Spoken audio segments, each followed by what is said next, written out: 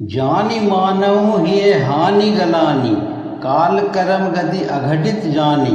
सोचे निरपति जो नीति न जाना, जेई न प्रजा प्रिय प्राण समाना।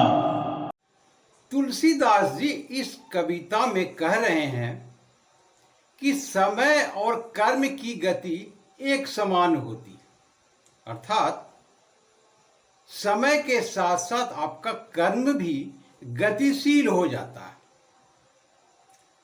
और जो भी कार्य आपने किए, यहां पर तुलसीदास जी गलत कार्य के विषय में चर्चा कर रहे हैं।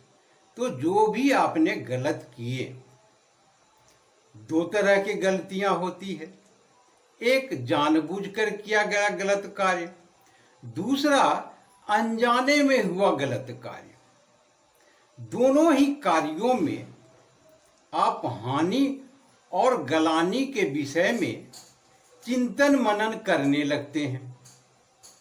इससे परिणाम ये होता है कि आपने जो भी किया तो किया ही, आप अपने वर्तमान समय को खराब कर रहे हैं उस पर ज्यादा सोच विचार कर, जो आपके कार्यों में बाधक बनते हैं।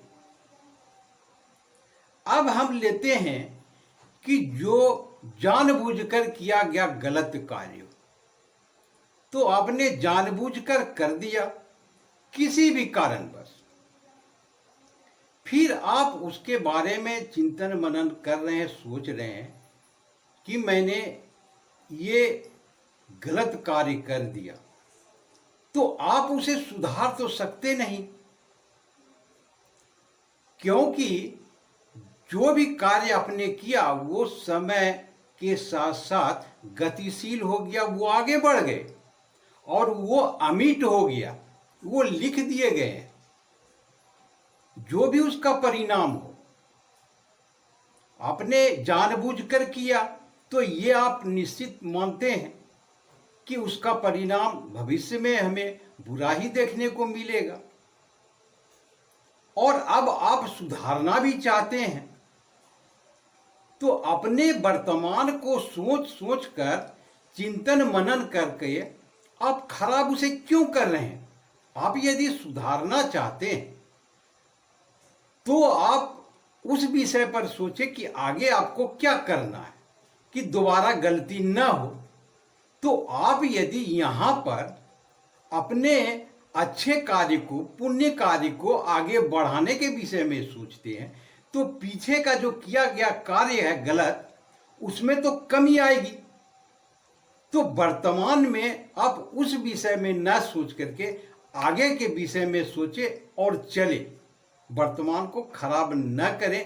तुलसीदास जी ये कहने का प्रयास करते। दूसरा, जो अनजाने में हुआ गलत कार्य है, तो ये बात आप सोच लें कि यदि व्यक्ति का उद्देश्य गलत न हो और उसने कार्य किया और वो किसी को कष्ट दुख पहुंचाया जो आपका वास्तविक उद्देश्य नहीं था, तो ये गलत कार्य आपका गलत कार्य में गिनती नहीं होता। इसलिए आप इस विषय को बार बार सोच करके आप अपने मन में गलानी हानि का विषय त्याग दें और आप मार्ग पर चलें।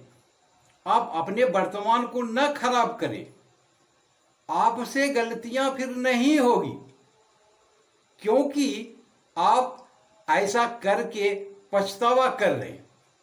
तो तुलसीदास जी यहाँ पर इन दोनों के बारे में इस तरह से चर्चा कर रहे हैं, जानकारी दे रहे हैं, बता रहे हैं।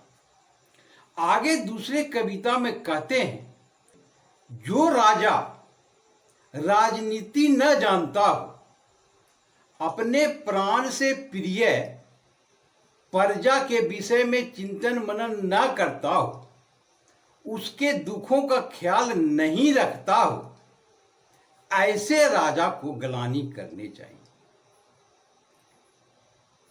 तो इस प्रकार से दोनों विषयों पर तुलसीदास जी का इसी प्रकार के मत हैं, अर्थात उनके दोहा का यही भावार्थ है। आशा करता हूं कि आप इसे भली भांति समझ गए हो। आपने देखा सुना इसके लिए बहुत बहुत शुक्रिया, धन्यवाद।